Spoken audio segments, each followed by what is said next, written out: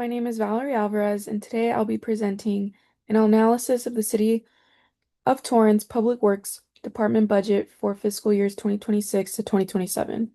My goal is to walk through the type of budget format the city uses, evaluate its strengths and weaknesses, and recommend improvements that could enhance transparency and performance.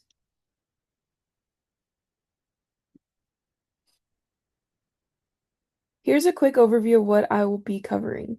First, I'll identify the budget format Torrance uses. Next, I'll explain how I determine that format. Then I'll review the advantages and disadvantages of that format using scholarly research. After that, I'll offer recommendations or alternative approaches the city could consider. And finally, I'll close with the key takeaways from the analysis. The City of Torrance uses a line item budget format. This means expenditures are listed by specific categories like salaries, benefits, supplies, contract services, and equipment. Departments, including Public Works, also show funding sources, total expenditures, and staffing levels. Overall, this format focuses more on what money is spent on rather than the outcomes or results produced. I identified the budget format by looking at how the Public Works budget was structured. It includes detailed object codes and line items such as utilities, contract services, and equipment. The document does not include performance measures or program outcomes, which rules out performance-based budgeting. The tables are organized by fund type and expenditure category, another key indicator of a traditional line item structure. These characteristics together confirm that Torrance is using a line item budget. There are several benefits to using a line item budget. First, it's simple and very easy for both staff and residents to understand. That increases transparency. Second, it provides strong control over expenditures because each spending category is clearly defined. Third, it supports consistency from year to year, which makes trends easy to compare.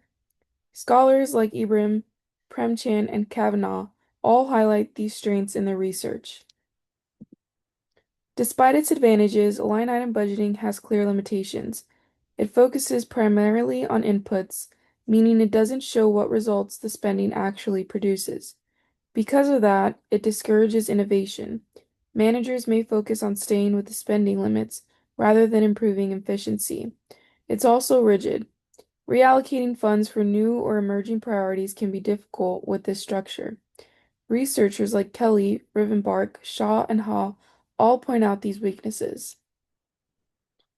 My main recommendation is to integrate performance-based elements into the existing line item structure.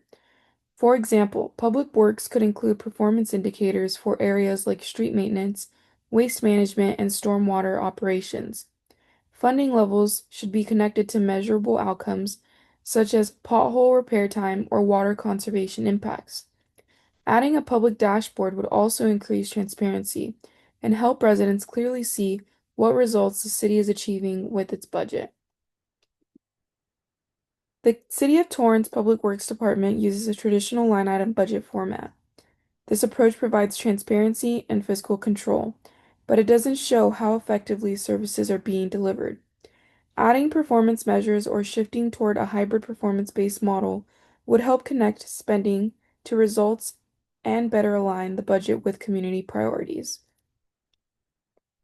These are the references used for the analysis, including the City of Torrance proposed budget and several sources on budget and line item budget reform. They support the evaluation and recommendations presented today. This concludes the end of my presentation.